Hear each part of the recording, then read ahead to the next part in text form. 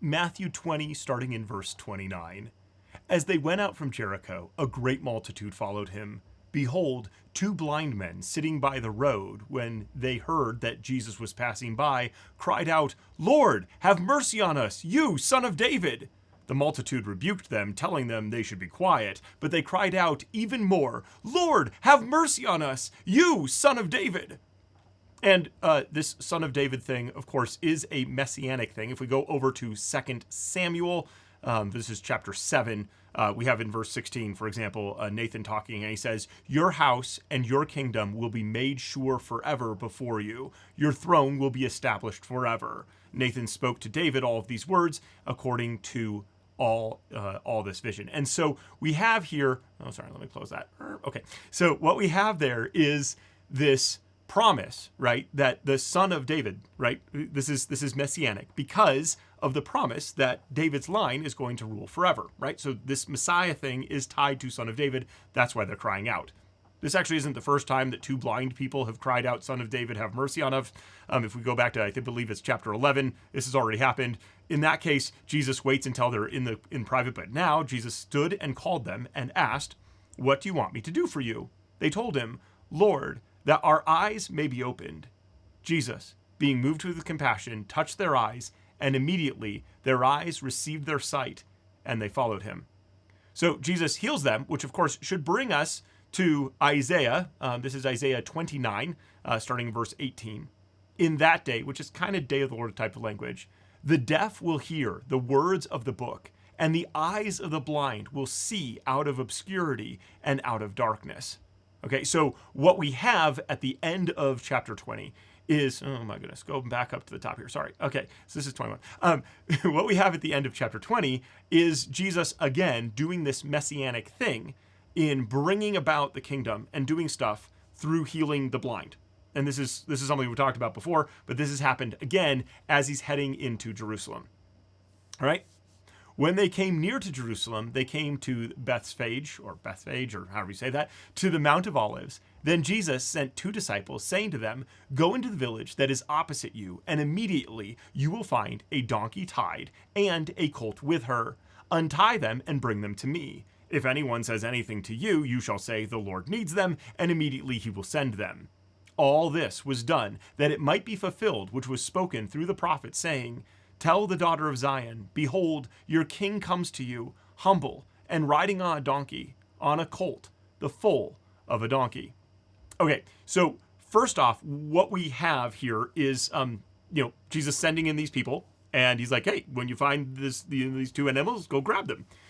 And if anybody says, what's going on? You're like, hey, the master needs it. All right. And the Lord, the word there could be Lord and could mean master, like a human person, or it could be a divinity thing. And of course, scholars and people look at this in multiple different ways.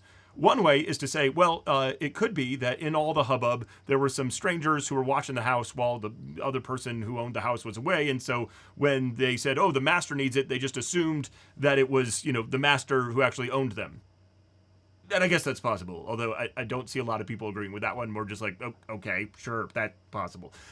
A more likely thing, I think, would be where it's somebody who hears and they're like, oh, somebody needs this. This is a need. Well, we're really big into hospitality here, so yeah, go for it. It's also possible beyond that the person is actually recognizing that these are Jesus's disciples, or they somehow notify him of that, like, hey, yeah, Jesus, this guy, and it's like, oh, okay, that guy, yeah, absolutely, he's pretty famous. Let's make that happen. Another opportunity is that Jesus actually set this up ahead of time and had prearranged it. It's like, hey, can I borrow your donkeys? And yeah, okay, it's like that's also a possibility. All right, so like whatever the case is, Jesus sends the guys. He's like, hey, this is what you need to do, and they do it, and it happens. And this is to fulfill this particular passage. Okay, and so what we have here is Zechariah 9:9, and Matthew is the only one. Mark and Luke do not do this to mention the two animals. Okay, so he mentions two. We've got the donkey and the donkey's colt, right? And I spend a lot of time listening to people on the internet make fun of Christians. I watch a lot of atheists and others who are just antagonistic to Christianity because I want to know what are people saying, what are they thinking about, what stuff that I haven't thought about that I need to learn more about. And there was a Jewish guy a rabbi who was like, look, Matthew is stupid. He does not know what he's talking about. He doesn't even know how to read Hebrew because the Hebrew clearly does not have two animals, but he is trying to like shoehorn this in and is dumb. He doesn't even know how to read it because like he's got this thing here with this two, and so he's putting two in and nobody else does that. Well, okay, so let's just look at this real quick. Okay, so this is the World English Bible. If we go back to Zechariah 9:9, okay, and it's the same, rejoice greatly, daughter of Zion, shout, daughter of Jerusalem, behold, your king comes to you. He is righteous and having salvation, lowly and riding on a donkey, even on a colt, the foal of a donkey. So clearly it's one animal that we're talking about here. He's riding on one animal. But this is, of course, based off of a Masoretic text version. This is kind of coming from the Jewish side of things. Okay, so yes, if you're doing the Hebrew, this is what it looks like, and it's clearly one animal. But if you go over to a Septuagint style, and I wish I could actually read the Greek and help you with this, but this translation seems to have it pretty well, so I'm going with this one. There are other ones that I found that are probably better, but this one's on the same software platform here on BibleGateway.com. So here you go. This is a different version. It says, rejoice greatly, O daughter of Zion. Shout, O daughter of Jerusalem. Behold, thy king cometh unto thee. He is just and having salvation, lowly and riding upon an ass, and upon a colt, the foal of an ass. In this Septuagint, which is the Greek translation of the Hebrew scriptures, it's two animals. And actually what might be happening here is a Jewish practice of going into the text and then seeing how much you can draw out of it. This is, I don't know, but I've read a lot of stuff off of Shabbat.org and looking at what the rabbis have talked about and pulled out, I believe it. They pull all kinds of amazing things from the passage. And I'm like, well, that's just silly and amazing, okay? But if someone is reading this and using that thing, and they're reading this text like, why is it mentioning, this donkey and the colt and the foal? Why is this happening? Maybe there's two. And maybe that's what we should be looking at here. All right, so it's possible that that's what's coming on. But if Matthew is actually reading this passage and using that for the two, then it's because he's dealing with the Septuagint, the Greek translation. And there's something more on that in a minute. So let's keep going. Okay, so no, he maybe Matthew couldn't read Hebrew, but maybe he was reading the Greek text, the Septuagint, which would make a lot of sense because that's what people read during this period of time. So there you go. Two animals, totally legitimate. Okay. The disciples went and did just as Jesus commanded them, and brought the donkey and the colt, and laid their clothes on them, and he sat on them. A very great multitude spread their cloaks on the road. Others cut branches from trees and spread them out on the road. The multitudes who went in front of him and those who followed kept shouting, Hosanna to the Son of David! Blessed is he who comes in the name of the Lord! Hosanna in the highest! All right, so other people have commented and they're like, wait, so Matthew is not just an idiot because he can't read Hebrew, but he's also an idiot because he has Jesus riding on two animals. How ridiculous is that? He's riding on the donkey and the foal. How stupid. Okay. Yeah, okay. Maybe you could read it that way. Or Jesus is riding on the foal and they are using the mother donkey to lead the baby animal who has never had anybody ride on him before. And they're leading him into the city because this is the best way to keep this donkey who's like, I've never had a person sit on me. And he's sitting on me, and I don't like this, and there are crowds everywhere, and this is complete chaos. What's going on? So the mother donkey could help lead that and make that happen. In fact, one commentary said this actually makes the historicity make more sense. This actually points to this being a historical event because we have both animals. So again, people will say things, and they'll be like, man, what idiots these people are. And sometimes you just need to do a little more study. Just need to learn a little bit more. And it's okay if you've never heard of this before. This is what we do. This is what we study. And I think it is good to go and learn what other people are saying and how they're making fun of you and trying to figure out stuff if you're interested in that. If you're not, it's okay. Just move on. There are scholars who look at this stuff, all right? And maybe you haven't learned it yet, but that's okay. We always have more to learn, all right? So that's what's going on with these two things. And they're spraying out their branches, or spraying out their cloaks and waving their palm branches, which is a symbol of like, hey, yeah, we're getting rid of Rome. Like we want Rome gone. Okay. And they're singing Hosanna, which is save us kind of thing, okay? And they're saying, Hosanna to the Son of David. Blessed are you who comes in the name of the Lord, Hosanna in the highest, which actually comes from one of the songs of ascents. So this is Psalm 118, Okay, and we have Psalm 118:25. Save us now, we beg you, Yahweh. Yahweh, we beg you, send prosperity now. Blessed is he who comes in Yahweh's name. We have blessed you out of Yahweh's house. Okay, so what we have is people are saying this. And what's interesting here is that we have some people who are calling out, blessed, Hosanna to the Son of David, right? So we've got Son of David here, which would be people who recognize Jesus as Messiah. But we also have people who are just calling out the things that everybody's saying to people during this time, which is kind of like, welcome to the feast. Come on in. These are the songs that we're singing. And so they're saying that. And so there are people who get it and there are people who don't get it. Okay? And so how many people actually see Jesus as Messiah versus people who are just caught up in the thing versus whatever, that's unclear in this passage, okay? Because we also go on to that, all right? When he had come into Jerusalem, all the city was stirred up saying, who is this? So if everybody already thought that he was Messiah, they wouldn't be saying, who is this? So there is textual evidence right here that not everybody who is welcoming Jesus with these songs, which of course they'd be singing to everybody, actually understands who he is. And the multitude said, this is the prophet, Jesus, from Nazareth of Galilee. So notice they're not even saying this is Messiah. So the multitude does not see Jesus as Messiah. And I think that this actually clarifies some things in the text later on when you're like, how did everybody flip so quickly from being like, he's the Messiah to like crucify, right? Which is, I'm telegraphing stuff that's coming later. Spoilers for the Bible, which has been out for a couple thousand years. Okay, so we have this thing where not everybody gets it. And a lot of people actually just see him as a prophet. He's that guy from Galilee. Like, we're here in Jerusalem, like Galilee, they're a little bit different, but like, let's catch up. He's one of these guys. He's one of these guys, okay? One of these guys. Jesus entered into the temple of God and drove out all those who sold and bought in the temple and overthrew the money changers' tables and the seats of those who sold the doves. He said to them, it is written, my house shall be called a house of prayer, and you have made it a den of robbers. Okay, so what we need to know, and I wish I should have drawn this for you guys, but basically you have the Holy of Holies in the temple, right? And that's the high priest can go in there only once a year, okay? And then you've got the temple itself, which only the Levites are allowed into, right? The people who are ministering in the temple. And then you've got the outer court, right, which is like for Jewish men. And then you've got the women's court, which is beyond that, and that's for Jewish women, right, who are allowed in there. And then you've got the court of the Gentiles, which is much bigger, and everybody can go in there.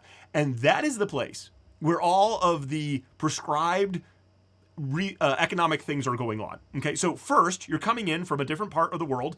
Even Galilee has a different coinage. So you're going in and you're converting it, whatever you have, you're doing a money change from your currency into the temple coinage that they have there. And then you're buying the dove, if you're a poor person, or a sheep or whatever, for the sacrifices that are the appropriate sacrifices. And these are the official approved animals for this. Okay, so like that's going on during this point, but this is all happening in the court of the Gentiles. And Jesus throws them out, and he says, my house shall be called a house of prayer. So let's go over real quick to Isaiah 56. Okay, so here we are in Isaiah 56, starting in verse 3. Let no foreigner who has joined himself to Yahweh speak, saying, Yahweh will surely separate me from his people. Do not let the eunuch say, behold, I am a dry tree. For Yahweh says to the eunuchs who keep my Sabbaths, choose the things that please me and hold fast to my covenant. I will give them in my house and within my walls a memorial and a name better than of sons and daughters. I will give them an everlasting name that will not be cut off. And the foreigners who join themselves to Yahweh to serve him and to love Yahweh's name, to be his servants, everyone who keeps the Sabbath from profaning it and holds fast my covenant, I will bring these to my holy mountain and make them joyful in my house of prayer. Their burnt offerings and their sacrifices will be accepted on my altar. For my house will be called a house of prayer for all peoples. Here we have passages that are saying, this isn't Isaiah, this is Old Testament. Everybody gets into the temple. That's the plan. That's what we're doing. Everybody gets in. And these people are excluded, and not only are they excluded, but they're actually disrupting their ability to actually participate in the thing because the money thing has to happen. The financial transactions, the animals need to be sold. The system must flow to make this thing work so that we can do the proper things that are required of the law. We're doing that here, which is actually kicking out and making it harder for all nations to be present and pray. And notice the eunuchs thing, because we talked about that like last time, 2 times, whatever, I don't know, back a little bit. There was the eunuchs thing where it's like, yeah, eunuchs weren't allowed in. So even here in Isaiah, God has been saying, no, my house is supposed to be that. And Jesus is catching on to that. And he's like, hey, look, this is what we're supposed to be doing here. Okay? More than that, though. Let's go over to Jeremiah 7. Okay, and we're going to start in verse 9. Okay? Will you steal, murder, commit adultery, swear falsely, burn incense to Baal, and walk after other gods that you have not known? Then come and stand before me in this house, which is called by my name, and say, we are delivered, that you may do all of these abominations? Has this house, which is called by my name, become a den of robbers in your eyes? Behold, I myself have seen it, says Yahweh. So here in Jeremiah, the prophet is saying, hey, religious leaders, you're going and doing all these horrible things. And you can read the rest of it. There's more, okay? You're doing all these horrible things, and then you're using the temple like a safety zone, you can't get me here. Like if you're playing freeze tag, this is the safe zone. Because we're in the temple. God isn't going to mess up the temple. That wouldn't happen. Psh, we're safe. We don't need to worry about what God's going to do because God's not going to do anything to us because we're here. And see, as a kid, I always read this den of robbers thing as like, oh, they're like stealing things here, right? Like thinking about the money changers and all, like, oh, that's what this is about. No, this is their den. This is their safe house. This is where they keep all the money. This is where they keep their safe and they say, we're good, right? This is their hideout.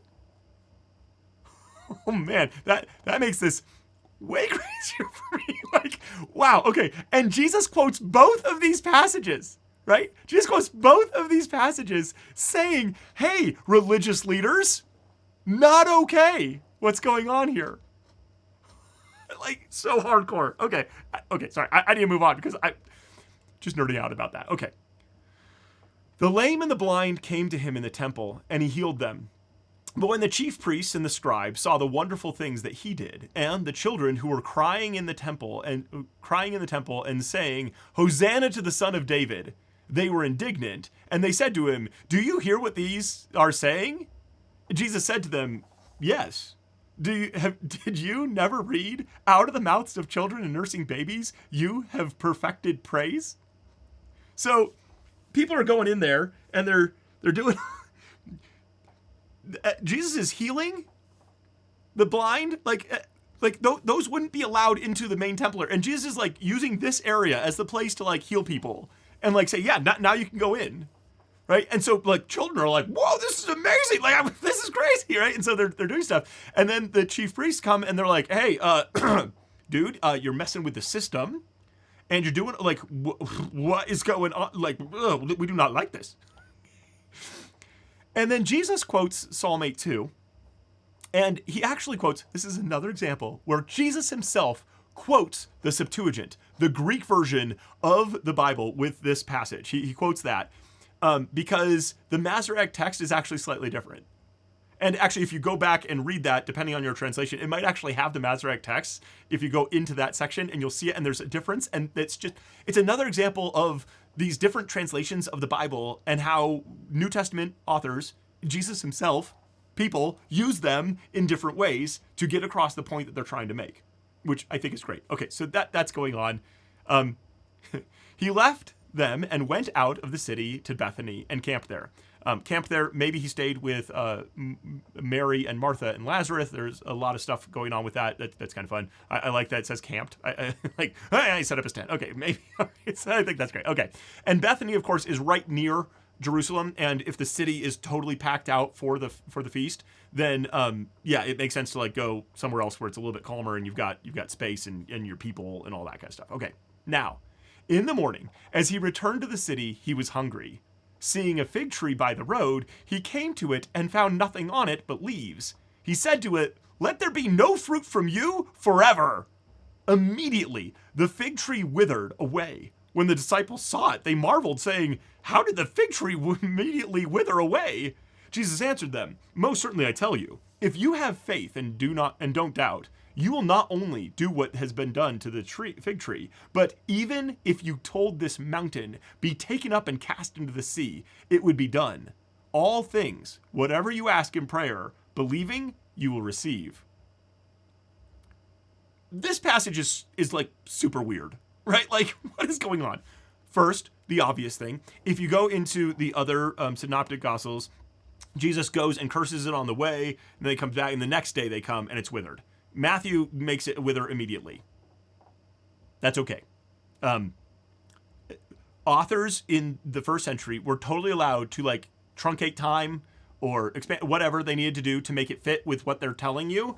It doesn't change the fact that it happened.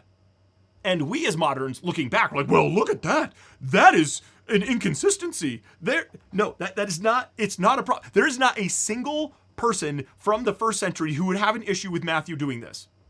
Or with Mark and Luke doing it. Okay, depending on how you go with that, okay? It doesn't matter. This is not an important thing. This is something that is totally cool with everybody in this time period. We look at it and we're like, well, maybe that's a problem. It's not a problem, okay? It's not a problem. We just get all uptight about it. He is doing literary things to compress time, to make things work well, whatever we're doing with that. Okay? Good? Okay. Secondly, okay, what is happening here is absolutely stinking amazing, in my opinion. Okay, so let's go over to Hosea 9. Okay. Hosea 9, verse 7. The day of visitation have come. The days of visitation have come. The days of reckoning have come. Israel will consider the prophet to be a fool, and the man who is inspired to be insane, because of the abundance of your sins, and because your hostility is great. A prophet watches over Ephraim with my God. A fowler's snare is on all his paths, and hostility in the house of his God. They have deeply corrupted themselves, as in the days of Gibeah. Go read Judges 19. It's insane. If you're a child, do not go read Judges 19 without your parents or something like that. It's insane. Okay, in the days of Gibeah. He will remember their iniquity. He will punish them for their sins. I found Israel like grapes in the wilderness. I saw your fathers as the first ripe in the fig tree as its first season. But they came to Baal Peor and consecrated themselves to the shameful thing and became abominable, like that which they loved. Okay, and then there's more stuff with that and all that. Okay, and I think that's it. So basically, this idea of the ripe fig tree, the first in the season, it's like, hey, this is what I'm looking for, but this is what I'm getting. Hostility, people against prophets, people against all this stuff. Okay, I'm looking for these ripe first figs, and all I'm getting is leaves. Okay, so over here, Jesus comes in, and he goes up to one of the trees. And Bethphage, or however you pronounce things, okay, apparently that is like house, Beth, of like the early figs, okay? So like there's different scholars who disagree on this as far as I can tell. Either this isn't the season for figs, and so Jesus going in, he knows full well that there's just going to be leaves. Another option is that there actually should be first figs on this, and they don't exist. If they should be the first figs, then the tie to Hosea 9 is even stronger. But here, Jesus is looking for those first figs, and they don't exist on the tree. It's just leaves. It's just show. And Jesus says, nah, curse you. Because Jesus is actually doing an object lesson about the religious leaders, which we've already established. He's already gone in. He's already called them, thieves and worshiping other gods and doing, like, he's already dissed them very hard. And now he's doing an object lessons for his disciples saying, yeah, this is going away. Okay. And if you're not quite convinced that Jesus is like doing this to like confront, like to set up the confrontation he's going to have with the religious leaders, check this out. When he had come into the temple, the chief priests and the elders of the people came to him as he was teaching and said, by what authority do you do these things? Who gave you this authority? They're like, okay, you've come in here, you've totally messed up the whole system, and now you're back here teaching some more. What authority do you have? You're not one of these people that has been approved to teach here. What are you doing? Jesus answered them, I will also ask you one question. Let me answer your question with a question. Which if you tell me, likewise I will tell you by what authority I do these things. The baptism of John, where was it from? From heaven or from men? And there again is that divine circumlocution where he's going around. He's not saying God. He's not saying God's name. He's going around it. He's saying from heaven. Okay, because he's a good Jewish boy. All right. Oh, sorry, fucked everything. Okay. And they reasoned with themselves, saying, if we say from heaven, he will ask us, why then did you not believe him? But if we say from men, we fear the multitude, for all hold John as a prophet. They answered Jesus and said, we don't know. He said, this is catch-22. We don't win either way. People already don't like us very much because we're, kind of like a mob. So we can't do anything against the peoples, the crowds. That wouldn't go well. But yeah, Jesus definitely has a point here if he's going to pin us on this. So we don't know. And he said to them, neither will I tell you by what authority I do these things. Because Jesus says, I got my authority from the same place as John the Baptist. but if you're not going to deal with me, then I'm not going to deal with you on this one. But what do you think? A man had 2 sons, and he came to the first and said, son, go work today in my vineyard. Grapes, very important, big thing. Okay. He answered, I will not. But after he changed his mind and went, which of course is insane, right? You don't say no to your dad, okay? Say, I'm not doing it. So that's hilariously bad. Like that guy's a real bad dude, okay? But then he goes and does it. He came to the second and said the same thing. He answered, I'm going, sir. But he didn't go. Which of the 2 did the will of the Father? They said to him, the first, obviously. Duh, because the other guy didn't do what he said. Okay. Jesus said to them, most certainly I tell you that the tax collectors and the prostitutes are entering into God's kingdom before you. For John came to you in the way of righteousness, and you didn't believe him. But the tax collectors and the prostitutes believed him. When you saw it, you didn't even repent afterward that you might believe him. Just like, yeah, you guys are like that second son who's like, yeah, we're good. We do exactly what God says. And then you don't do it. Oh man, Jesus is going after them. He is so hardcore. Hear another parable, because Jesus isn't done yet. There was a man who was a master of a household who planted a vineyard, set a hedge around it, dug a wine press in it, built a tower, leased it out to farmers, and went to another country. Wealthy dude, did the thing to set up this. This is very common for this time period, and leases it out. Okay, he's not going to work it. He's going to lease it to people who are going to work it for him. Okay, and they're going to pay an agreed upon amount based off of how much they produce and all that kind of stuff. Okay, so when the season for the fruit came near, he sent his servants to the farmers to receive the fruit. Okay. The farmers took his servants, beat one, killed another, and stoned another. Again, he sent other servants, more than the first, and they treated them the same way. At this point in time in history, landowners didn't just send servants, especially if they were concerned that they wouldn't actually get their money. They sent a mob. They sent the mafia. They sent thugs to make this happen. They're gonna get their stuff. And Jesus inverts that story and says the tenants, these tenant farmers, they're the ones who act like thugs and have the power. So Jesus is already flipping things around. This is strange. This is weird. Okay, all right. But afterward, he sent them his son, saying, "They will respect my son." But the farmers, when they saw the son, said among themselves, "This is the heir. Come, let's kill him and seize his inheritance." So they took him and threw him out of the vineyard, then killed him. When therefore the Lord of the vineyard comes, what will he do to those farmers? They told him, "He will miserably destroy those miserable men and will lease out the vineyard to other farmers who will give him the fruit in its season."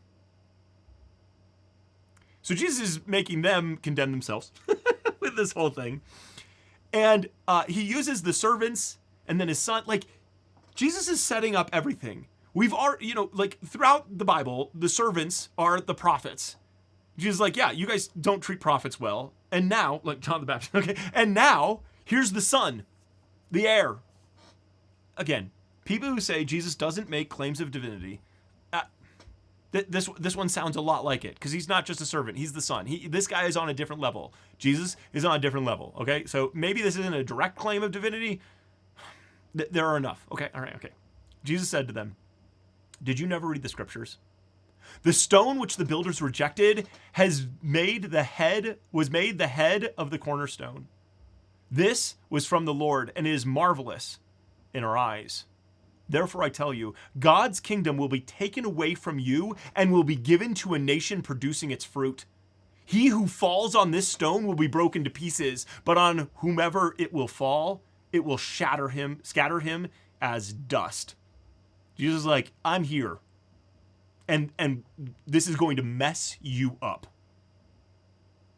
When the chief priests and the Pharisees heard these parables, they perceived that he spoke about them. How perceptive. When they sought to seize him, they feared the multitudes because they considered him to be a prophet. Same problem as John the Baptist. They're like, oh man, all the people like him. We can't just go mess him up. Okay. I also think it's amazing that in Psalm 118, which of course was quoted when Jesus was coming into the town, just up a couple verses, the stone which the builders rejected has become the cornerstone. This is Yahweh's doing. It is marvelous in our eyes. This is the day Yahweh has made. We will rejoice and be glad in it. Jesus is quoting again from the Song of Ascents, from Psalm 118, bringing all this stuff in. Okay, that's all that I have time for today. There's so much amazing stuff here for me. What was the most amazing part for you? Because I learned so much just studying this, and I've studied this before. So this is cool. I really like this. Hopefully you did too. And we'll continue on next time.